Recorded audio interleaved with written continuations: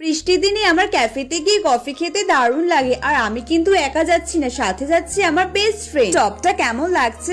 বলো বলো। আর আজকে কিন্তু ফাউন্ডেশন, বেবি ক্রিম কিছুই কিন্তু অ্যাপ্লাই করবো না ফেসে। আজকে লুকটা কিন্তু পুরো গ্লোয়িং করে যাচ্ছে, যাতে মুখটা আমার চকচক করে আর আমার দিকে যেন সবাই দেখে। আর আজকে নাকি বেস্ট ফ্রেন্ড আমাকে কি বলবে, আমি কি যেটা ভাবছি তোমরাও কি সেটা ভাবছো?